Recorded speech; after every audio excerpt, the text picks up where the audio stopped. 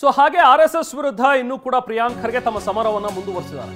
ಯಾಕಂದ್ರೆ ಸಿಎಂಗೆ ಮತ್ತೊಂದು ಪತ್ರ ಬರೆದಿದ್ದಾರೆ.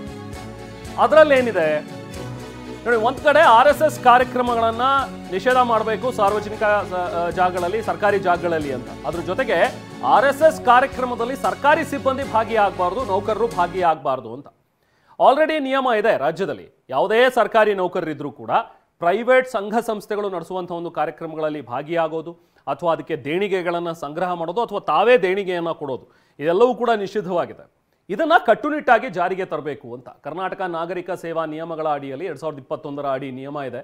ಸೊ ಆ ನಿಯಮಗಳನ್ನು ಉಲ್ಲಂಘಿಸಿ ಕೆಲವೊಂದಷ್ಟು ಜನ ಭಾಗಿಯಾಗ್ತಾ ಇದ್ದಾರೆ, ಅದು ನಮ್ಮ ಗಮನಕ್ಕೆ ಬಂದಿದೆ. ಸೊ ಒಂದು ವೇಳೆ ಇನ್ಮೇಲೆ ಏನಾದರೂ ಭಾಗಿಯಾದರೆ ಶಿಸ್ತು ಕ್ರಮ ಕೈಗೊಳ್ಳಬೇಕು ಅನ್ನುವಂಥ ಒಂದು ಸುತ್ತೋಲೆಯನ್ನು ಹೊರಡಿಸಿದ್ದಾರೆ ಪ್ರಿಯಾಂಕ್ ಖರ್ಗೆ.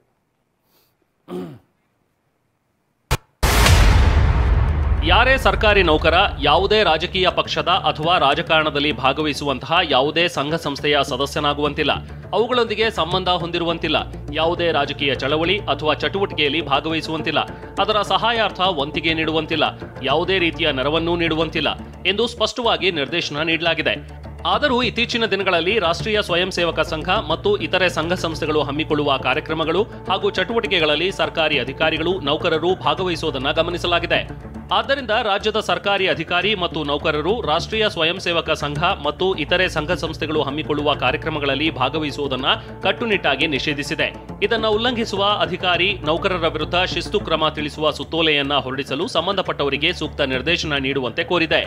ಗೌರವಗಳೊಂದಿಗೆ ಪ್ರಿಯಾಂಕ್ ಖರ್ಗೆ.